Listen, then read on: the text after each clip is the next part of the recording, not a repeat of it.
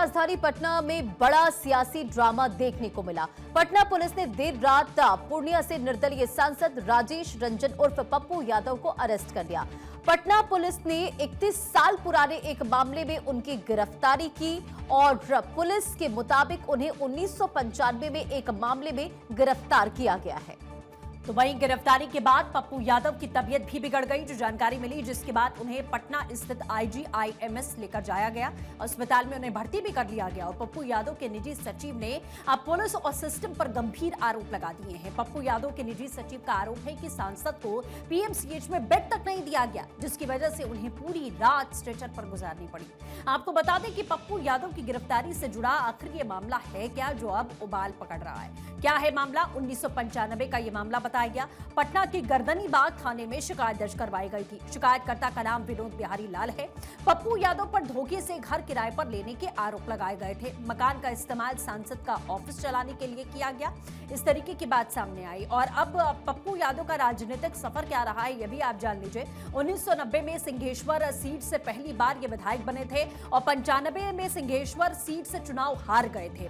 उसी दौरान का मामला है 1995 का। 96 में पूर्णिया से निर्दलीय सांसद बने, 97 में सपा से पूर्णिया के सांसद बने, 98 में लोकसभा चुनाव हार गए, 1999 में निर्दलीय लोकसभा चुनाव जीत गए, 2004 में उपचुनाव में मधेपुरा से RJD सांसद बने और 2014 में मधेपुरा से RJD के सांसद फिर से बने। 15 में RJD से अलग होकर नई पार्टी जन अधिकार पार्टी और 2019 में मधेपुरा से चुनाव हार गए। 2024 पूर्णिया से निर्दलीय सांसद फिलहाल वो हैं। अब मामला तो आपने समझ लिया कि किस तरीके के हालात यहां पर रहे, लेकिन क्या कुछ उन्होंने कहा है, ये भी जरा सुन लीजिए। मैंने पहले कहा कि मेरी लड़ाई न्याय को लेकर के है और मुझे शंका है कि ये लोग मरवा दें, इसलिए मैं यहां से सीधा न्यायालय ही जाऊंगा। इनके थाना नहीं जाऊंगा। इनको हाउस अरेस्ट करना हो कर ले और रात में इनके थाना नहीं जाऊंगा क्योंकि ये मरवा सकते। PS केस नंबर 552/1995 है। 1995 का एक मामला है जो पूर्ववर्ती जो IPC थी BNS के स्थान पर 419, 420, 468, 448, 506 और 120B इसके तहत गिरफ्तारी सुनिश्चित की जा रही है। यही है।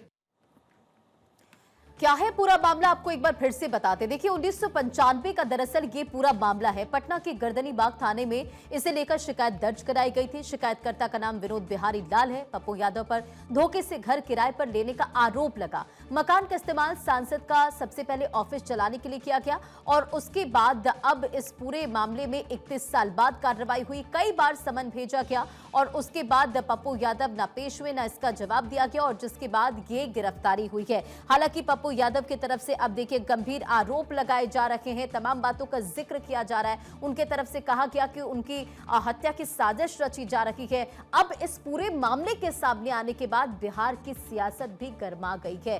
तो देखिए अब इस केस को लेकर दूसरी तरफ जिस तरह से पप्पू यादव के जानकारी दी गई कि रात भर उन्हें स्ट्रेचर में रहना पड़ा, बेड नहीं मिला। उनके जो समर्थक थे वो भी यहाँ पर जमकर उनके तरफ से कहा गया। इसी बीच हमारे रिपोर्टर भी जुड़ चुके हैं, क्या कुछ उनके तरफ से दिखाई जा रही तस्वीर देखते हैं। थे तो अहले सुबह 2021 में पूरे बिहार की पुलिस पहुंचकर गिरफ्तार की थी। मामला था मधेपुरा का, गिरफ्तारी ली गई पटना में। इसलिए नीट मामला आज की गिरफ्तारी के बदले की भावना है।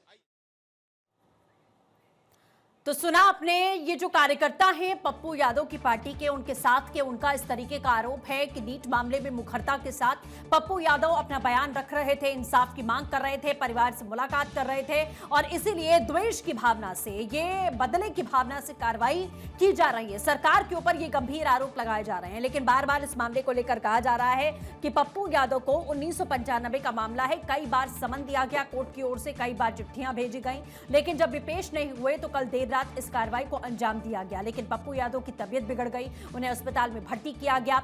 ये भी यहां कहा जा रहा है कि उन्हें एक बेड तक मुहैया नहीं करवाया गया। उनकी हालत इतनी खराब थी, उसके बावजूद भी। सर्वेश इस समय हमारे साथ में जुड़ चुके हैं, हम सीधे उनका रुख करते हैं। सर्वेश, इस वक्त क्या स्थिति है? जिस तरीके के आरोप लग रहे हैं कि नीट मामले में मुखर थे पप्पू यादव, इसी वजह से कार्रवाई कर दी गई है, द्वेष की भावना दिखाई जा रही है, क्या कुछ चल रहा है इस समय बिहार में?